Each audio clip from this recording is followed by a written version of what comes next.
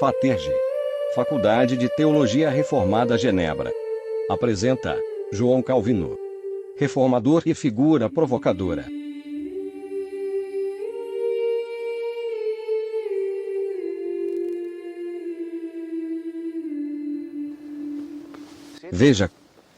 Vê como tudo está sempre em agitação. Veja como as pessoas são reduzidas de riqueza a trapos. O que podemos encontrar no mundo a não ser problemas por toda parte? Se encontramos um lugar para descansar, o que nos garante que estaremos seguros ali?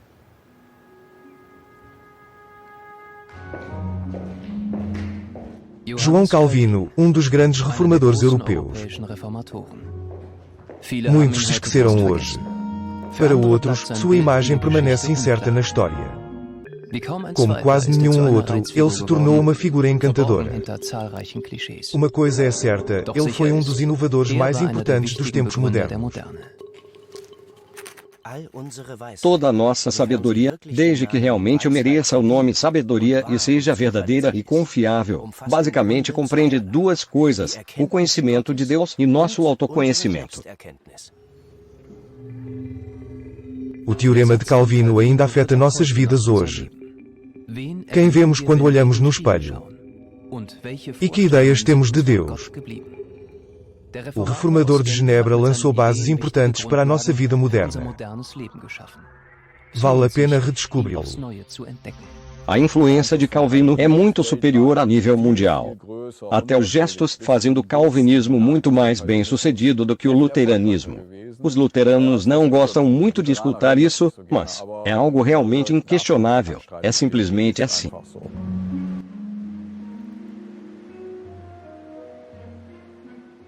Partida para um novo mundo em 1620. É uma partida no sentido de calvinismo. Os peregrinos estão indo costa norte da América. Há puritanos, calvinistas espalhados a bordo. Eles carregam um tesouro com eles, a Bíblia. Os Estados Unidos evoluíram nos próximos séculos. O calvinismo inspirará a nação. Vestígios do calvinismo ainda podem ser encontrados hoje, nas igrejas livres de orientação fundamentalista.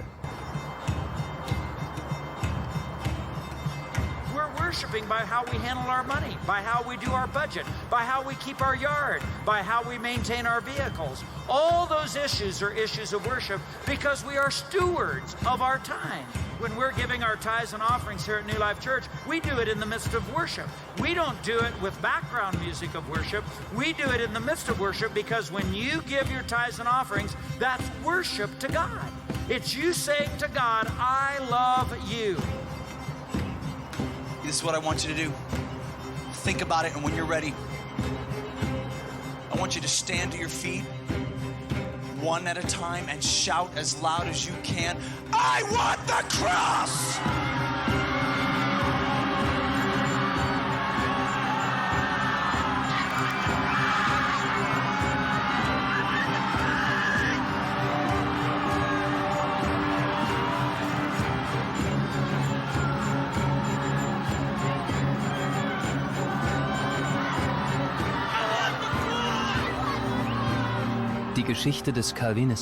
A história do calvinismo já nos Estados Unidos mostra-se cheio de contradições e separações do ensino original de Calvino.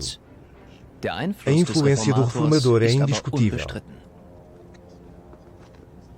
Ao longo dos séculos, formou uma rede mundial de igrejas que têm suas raízes no ensino de Calvino. Relatos dizem que em 1534 o jovem Calvino viajou pela França e que ele estava em uma crise profunda. Sua confiança na Igreja Católica é abalada. Mais tarde, ele se lembra desse momento.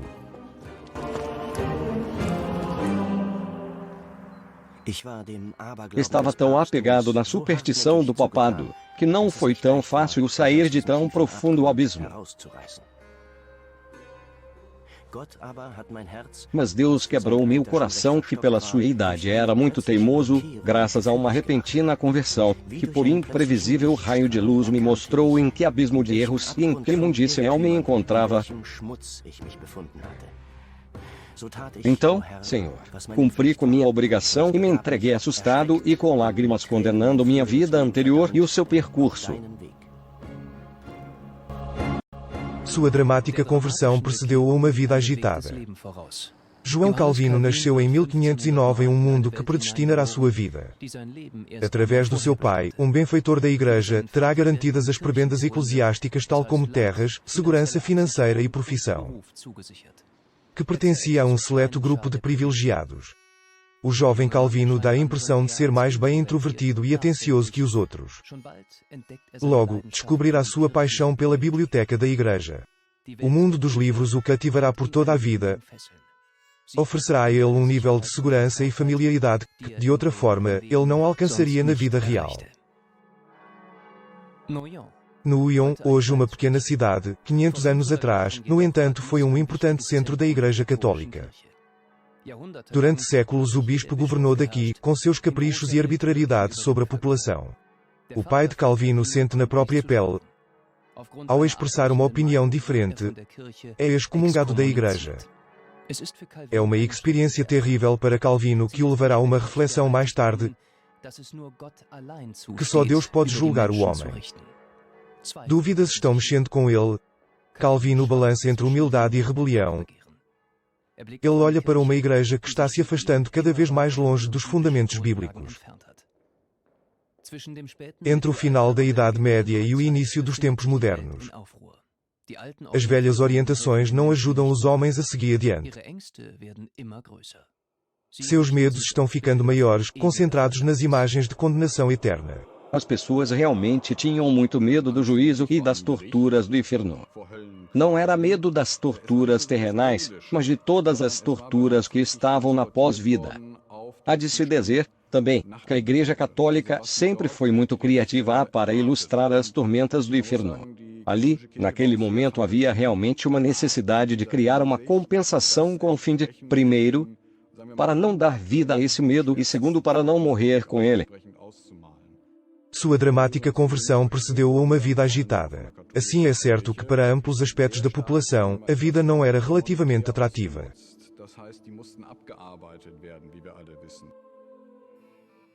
Tudo isso é repugnado pelas pessoas cultas das cidades, se escandalizavam pelo culto que exerciam pautas religiosas arbitrárias, o Espírito Santo e o poder de Deus se põem em questão, dando ênfase para uma adoração exagerada à Virgem Maria. A força da palavra de Deus desaparece detrás de imagens de esculturas.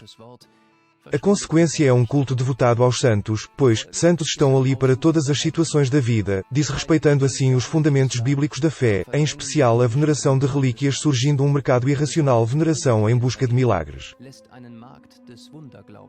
A abominação de Calvino por essas práticas mostram que isso antecipa as ideias da Ilustração, alinhando-se com os humanistas e naturalmente também com Martinho Lutero. Ambos se veem como porta-vozes de uma pujante classe de cidadãos que buscam orientação para suas ações e que desejam ter uma clara imagem de Deus. Santa Ana, a mãe da bendita Virgem Maria, tem um corpo completo na província, outras partes em Lille, Notre-Dame e Lyon. Tem uma cabeça em Trier e outra no condado de Jalit, e uma terceira em Turichen, uma cidade que leva seu nome. Não quero nem falar das centenas de relíquias espalhadas em outros lugares.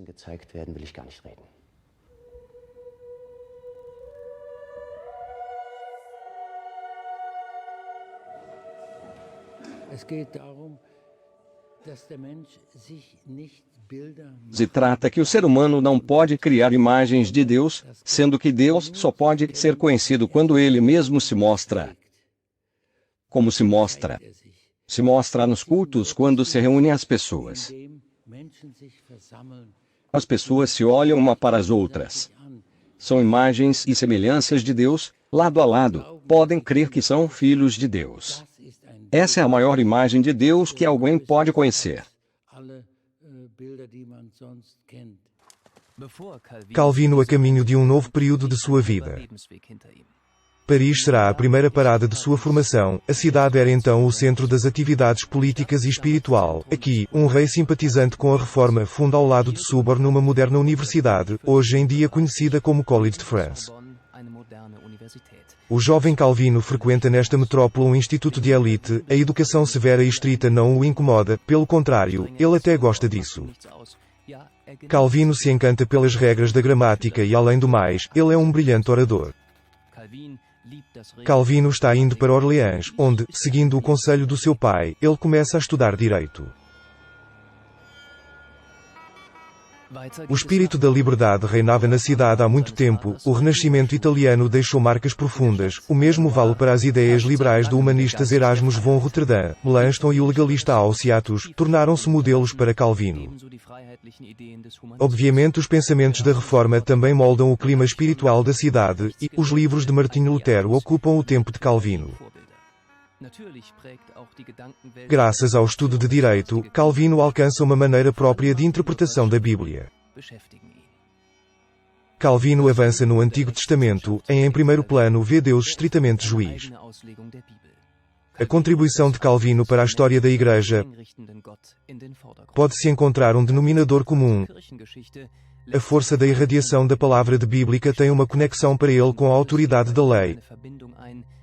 A esse respeito os católicos se mostrarão mais tarde tão equivocados e desviados. Esta gravura monumental leva o nome de dois caminhos. Era a representação daquele tempo sobre os dois possíveis caminhos da cristandade. O caminho católico consumado em primeira instância pelo Papa, pelos bispos e das diferentes ordens morais. Aqui se encontram os temas distintos criticados pelo protestantismo, o culto às relíquias, a veneração de imagens e muitas outras coisas. Este caminho então conduz à perdição. O outro caminho leva para a Jerusalém Celestial. Este caminho é o do peregrino.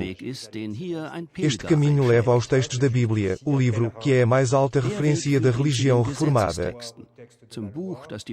Aos dois sacramentos que é mantido pelos protestantes, a dizer, o batismo e a ceia do Senhor.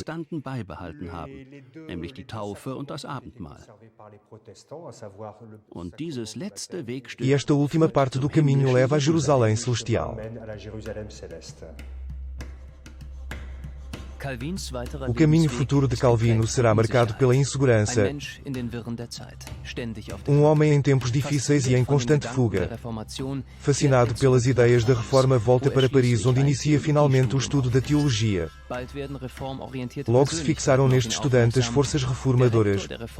O reitor da Faculdade Reformada faz Calvino trabalhar em uma campanha contra as arbitrariedades católicas. Calvino pagará pelo seu entusiasmo. Ameaçado pela Igreja Católica e perseguido, abandonará Paris convertendo-se em fugitivo. Esses tempos mal oferecem um minuto de paz.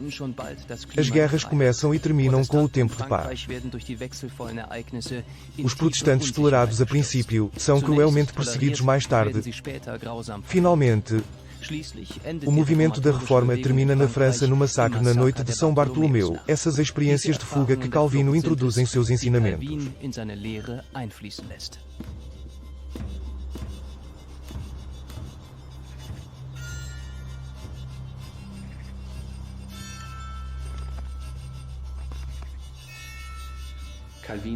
Calvino teve que abandonar a França em 1536, como autor da obra Institutas. Ele era para os católicos um herege, e estava condenado à pena de morte. Esta condição, que ele é um teólogo do exílio, tornou sua teologia mais pragmática. Por exemplo, o que se necessita para realizar um culto, não se necessita uma igreja, um altar, um crucifixo, mas basta ter um local, uma Bíblia e que alguém a leia alto. Isso basta para ter um serviço religioso completamente válido.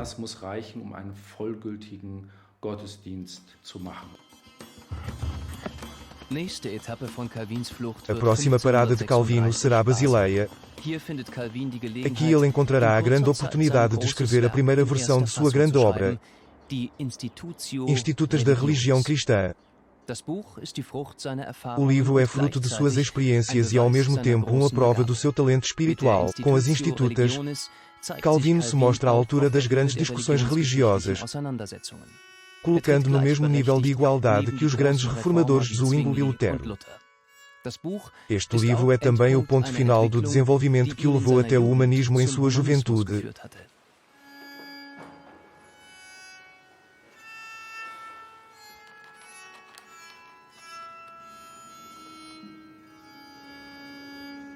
O confronto com o humanismo acompanha a vida e o trabalho de Calvino de maneira sustentável. 4 leitores, especialmente iluminadores posteriores como Voltaire ou Balzac, rejeitam a imagem extremamente negativa do homem. Calvino fornece evidência suficiente disso em seus escritos. Se você apenas olhar para as pessoas por seus dons naturais, do topo da cabeça até a parte inferior do pé não há o menor traço de luz do bem. Tudo que é um ponto louvável sobre ele vem da graça de Deus. Calvino tem uma imagem do homem e do relacionamento dele com Deus. Por um lado, o homem é completamente baseado na imagem de Deus, por outro lado, ele é um completo pecador. Em alguns casos o calvinismo se torna duro e surgem comunidades autoritárias, do outro lado sobre a tese que o homem continua a imagem e semelhança divina surgem movimentos liberais.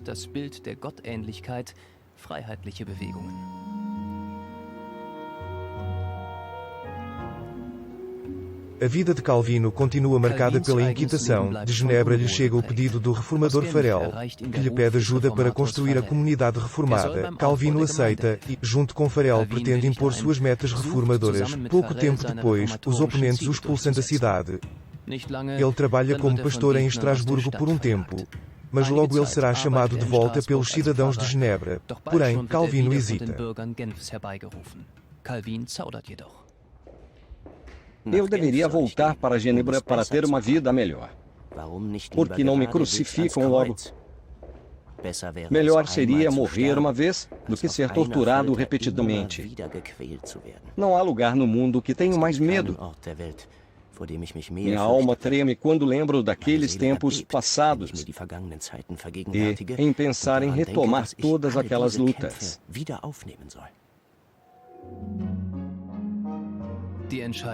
A decisão foi tomada. Genebra será para Calvino o lugar onde pretenderá apresentar suas ideias sobre um estilo de vida devotado a Deus. Genebra representava uma cidadania consciente de si mesma. Além do mais, se buscava por motivos políticos novas orientações religiosas e também estavam procurando se libertar dos grilhões da dinastia católica de Savoy. Calvino, um fugitivo da França, é tudo o que eles necessitam, porém será tolerado apenas o que é de interesse das autoridades. Calvino trabalhará muitos anos em Genebra. Continuará aplicando sua doutrina. Cada vez com mais clareza destacará dela uma ideia que, devido sua radicalidade, assustará os contemporâneos do reformador. Mais tarde, levará à fragmentação dos movimentos reformadores. A dupla predestinação. Esta é a parte da base de que Deus predestinou a nossa vida e nossa eleição, em virtude da nossa fé. Nós, os homens, podemos, no entanto, fazer que nosso destino tenha êxito segundo a vontade divina. Por providência, nós entendemos que a disposição de Deus, que por Ele mesmo decidiu o que havia de ser, segundo a sua vontade para cada um dos seres humanos. Pois os homens não foram criados com o mesmo destino, senão que a um é prescrito de antemão a vida eterna e a outro é prescrito a condenação eterna. Também é certo que ele sempre busca a maneira de mostrar que a dupla predestinação não é um fatalismo em mau sentido. Eu diria que é um teorema de uma razão. Isso não deve ser feito. Por exemplo, você não pode cruzar os braços e dizer de qualquer maneira tudo já está predestinado.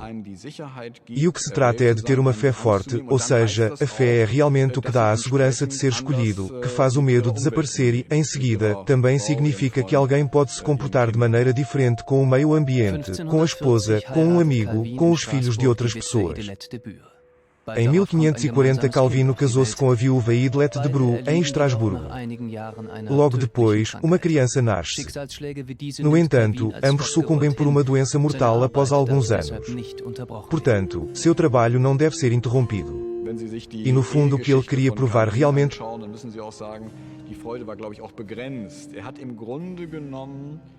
provar com seu casamento era que o celibato era desnecessário e uma estupidez.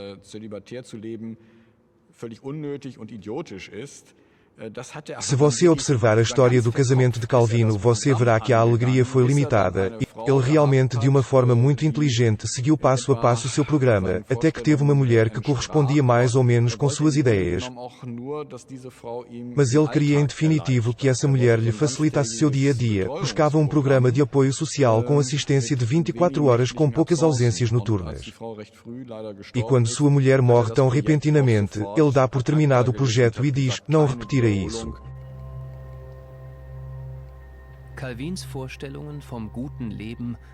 As ideias de Calvino sobre uma igreja coletiva harmoniosa são bem apresentadas no quadro O Paraíso de Lyon. Mostra o pregador de Deus naturalmente no meio de sua comunidade, integrado na vida cotidiana das pessoas. Na sala consistorial, na cidade holandesa de Leiden, onde se reuniam os anciãos da igreja, se vê claramente a influência que tiveram do calvinismo. Até as cores que se permite ali, sem fazer idolatria aos objetos. A Idade Dourada da Holanda está totalmente unida ao ideário de Calvino. As pessoas pensam que a Holanda é um país calvinista, e os historiadores passam muito tempo explicando que nem todo o povo holandês é ou era calvinista. Por outro lado, o calvinismo ha sido incrivelmente importante para a formação de um Estado holandês independente no final do século XVI. E dominou a vida pública, religiosa nos séculos XVII e XVIII, porque outras igrejas eram proibidas. Assim, na Idade Dourada holandesa, a única religião permitida publicamente era a religião reformada.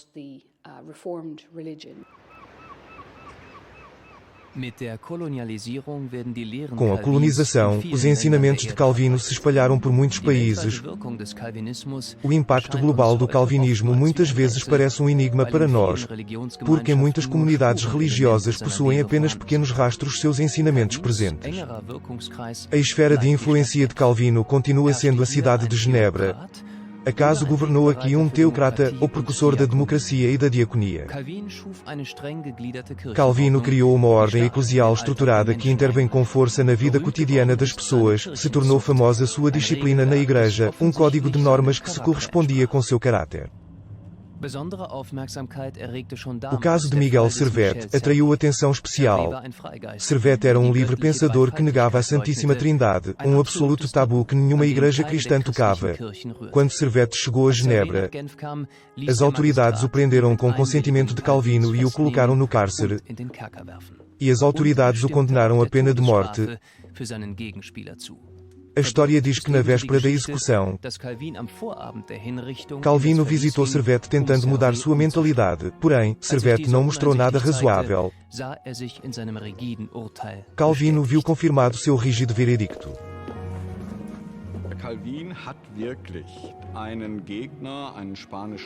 Calvino enviou um adversário, um pensador espanhol à fogueira.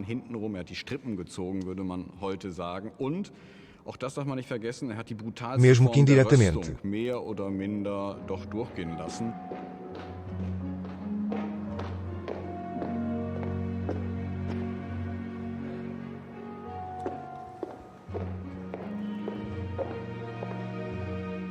No dia da execução, descreve mais tarde o escritor Stefan Zweig em uma polêmica biografia,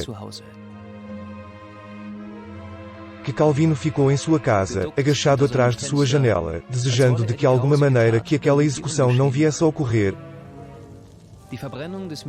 A queima de Miguel Servet sempre foi tomado como motivo para condenar o reformador Calvino.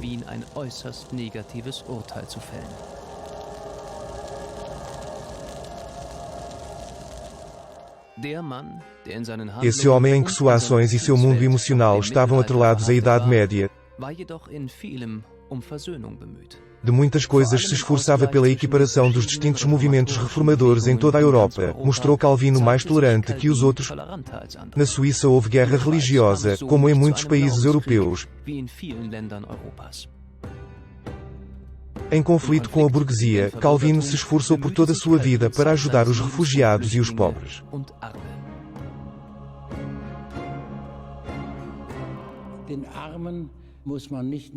Aos pobres não tem que mostrar compaixão, senão que há de fazê-los justiça, tirando-os da pobreza, e se lhes faz justiça na medida que não os trata como pobres. Isto não agradou a burguesia abastarda de Genebra. Calvino trabalhou em Genebra por mais de 20 anos. Finalmente suas forças estão esgotadas e sua morte se aproxima.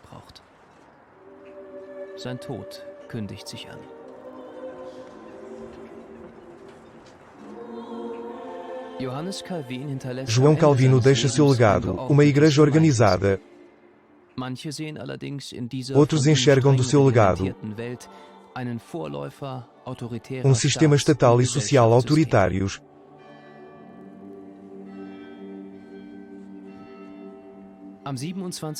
Em 27 de maio de 1527 morre João Calvino. Pouco antes de sua morte, ele fez uma autocrítica bem radical.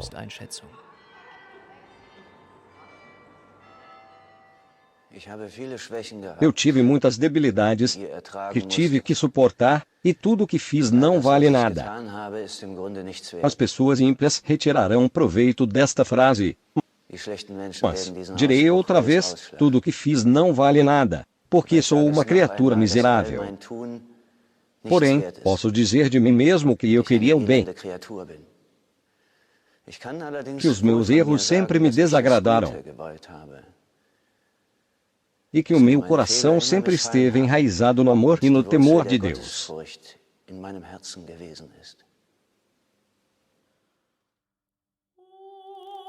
Johannes Calvin. Calvino, é difícil resumir sua vida, é julgar o tamanho de sua influência. O calvinismo se apresenta como uma série de ideias distintas que têm sua origem em Calvino, na maneira que ele dirigiu sua vida e sua doutrina.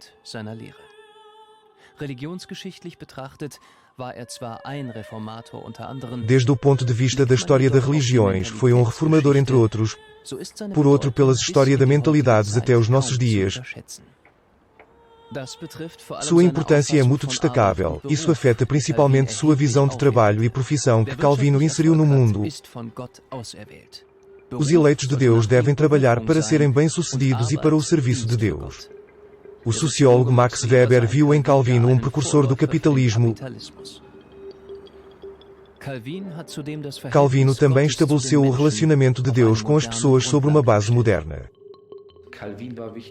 Para Calvino era importante que não houvesse fenómenos inexplicáveis neste mundo fora do âmbito divino. E isso é, creio eu, algo que os homens assumiram em seu mundo vital. É que não devem ter medo de nada inexplicável, mas podem dedicar-se a eles para explicá-las através do seu entendimento. Quem é Deus? Onde está Deus? Como isso afeta o mundo? Calvino tentou responder a essas perguntas 500 anos atrás, com uma radicalidade que pode nos confundir, mas ao mesmo tempo fascinar-nos. Uma coisa é certa: o reformador de Genebra tem nos influenciado com suas ideias até hoje, com o desenvolvimento social na Europa Ocidental e na América do Norte.